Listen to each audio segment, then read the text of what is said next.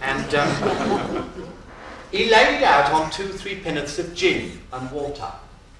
And it so brisked him up that he gave us the comic song of Shivery Shakery, Ain't It Cold? Now that's a popular effect, which he'd mastered and tried every means at his disposal to get out of him as an ancient Roman, to no avail, not having ever thought of giving him sixpence. His master's name was Mim. Very hoarse man. I knew him to speak to. I went to that fair as a mere civilian, and I left my cart outside the town. And I went round the back of the vans while the performing was going on. And at last, sitting dozing by a muddy cart wheel, I saw the young girl who was deaf and dumb. First sight, I thought she was something out of the wild beast show. But at second sight, I thought better of her. I thought if she was more kindly used and better taken care of, she'd be like my child. She'd be just the same age as my own daughter would have been if her pretty head hadn't fell down on my shoulder that unfortunate night. To cut it short, I went to Mim while he's banging the gong between 2 sets of Nicholson's publics. She lies heavy on your hands, what do you take for that? Now, Mim was a furious swearer, so leaving out that part of his reply was much the longest. He says, a pair of braces. A pair of braces. I'll tell you what I'll do with you, says I. I'm going to go to my cart and fetch you half a dozen of the primary braces in it, and take it away with me. I believe it when I sees the goods. I made all the haste I could lest he should change his mind. And to cut it short, the bargain was completed, at which Pickleson, he was so relieved in his mind, he come out of his little back door a long ways like a serpent, and give a shivery shaker, ain't it cold, and a whisper amongst the wheels at part. I won't forget that. Oh, there's something a shivery shaker, ain't it cold? The wind keeps blowing round the houses. I can feel it blowing up my trousers. They was happy days for us when Sophie and me began to travel in the cart together. I once given the name of Sophie to travel towards me as my own daughter. We soon made out to understand one another through the goodness of their heavens as soon as she knew I meant true and kind by her. In a very short time, she was wonderful fond of me. You've no idea what it is to have someone wonderful fond of you unless you've been got down and rolled upon by those lonely feelings that I explained once got the better of me. You'd have laughed. Or the reverse is according to your disposition. If you'd seen me trying to teach Sophie, at first I was helped, you'll never guess me what, milestones.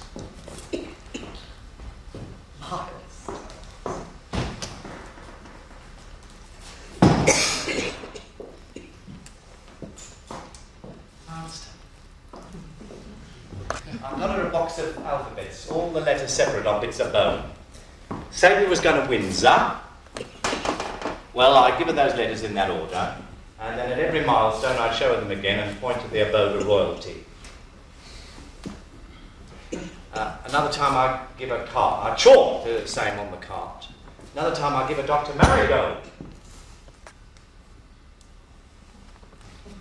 I hung a suitable inscription on my waistcoat. People that met us might laugh and point. But what did I care? As long as she caught the idea. She caught it all right after long patience. And then we did begin to get on swimmingly, I believe you. At first she was a little inclined to think me the cart the abode of royalty, but we soon got over that. Then, oh well. We had our signs too. They was hundreds in number. Sometimes of an evening she'd sit looking at me, considering how to ask me about something fresh. And then she was... I thought she was. What's it signify? So like my child with those years added to her, I almost believed it was she. Come back to tell me where she'd been and what she'd seen up in the sky since that unfortunate night she'd flied away from me. She had a pretty face. And now that there was nobody to drag at her bright hair, and it was all in order, there was something so touching in her looks that made the cart most peaceful and most quiet quiet, of course, but not at all melancholy.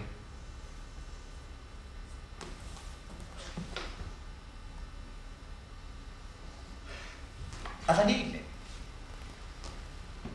she was inside, unseen by then, and I'd opened the door. She'd handed me straight away the precise article or articles I wanted, and then she'd laugh and clap her hands, and for me, seeing her so bright and remembering what she had been, it gave me such heart. I reached a greater height of reputation than ever, and I put Pickleson down for a £5 note in my will. This happiness went on in the car till she was now 16, and then I began to think I hadn't done my full duty by her, and she needed to learn more than I could teach her. That drew many tears on both sides when I made my views known, but what's right is right, and you can't, neither by laughter nor tears, do away with its character. Can you? So, I took her hand in mine, and we went to the Deaf and Dumb Institute in London. When the gentleman came to see us, says I'm nothing but a cheap jack, but of late years I've put aside for a rainy day, and I'll tell you what I'll do with you. This is my only daughter, sir, adopted, and you can't produce a deafer nor yet a dumber. Teach her the most that can be taught in the shortest separation of time. Name the figure for it, and I won't bet you a single farthing. But I'll gladly put the money down now, and I'll gratefully throw you in an extra £1 to take it there, sir. Well, the gentleman smiled, and he says, well, I must first know what she understands already. How do you communicate with her? We showed him, and Sophie wrote the names and many things in printed writing. And then we had a sprightly conversation, Sophie and me, about a little book he showed her. There was a story in it which she was able to read. This is extraordinary, says the gentleman. Can it be that you've been her only teacher?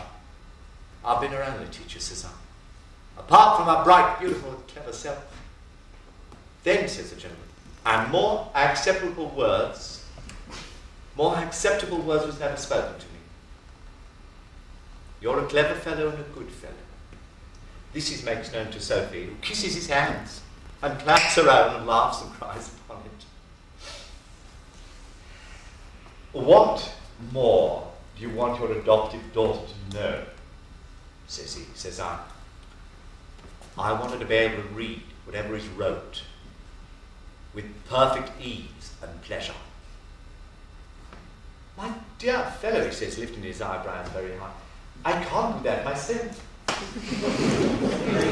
I gave him a laugh and took his joke. No, from experience, you'd fall very flat without it. And I measured my words accordingly. What do you mean to do with her afterwards? Take her about the country, he says with a sort of a doubtful eye. In the cart, sir, only in the cart. She'll have a private life, sir, in the cart. I wouldn't make a show of her for anyone. This he seemed to approve. We went to see the gentleman 4 times in all.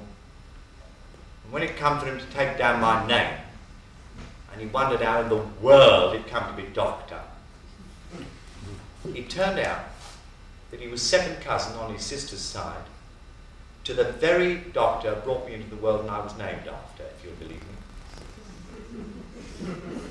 Which you should. This made our footing easier.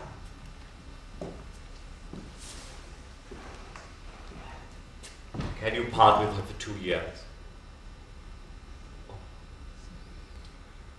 To do her that good, yes, sir. There's another question. Can she part with you for 2 years?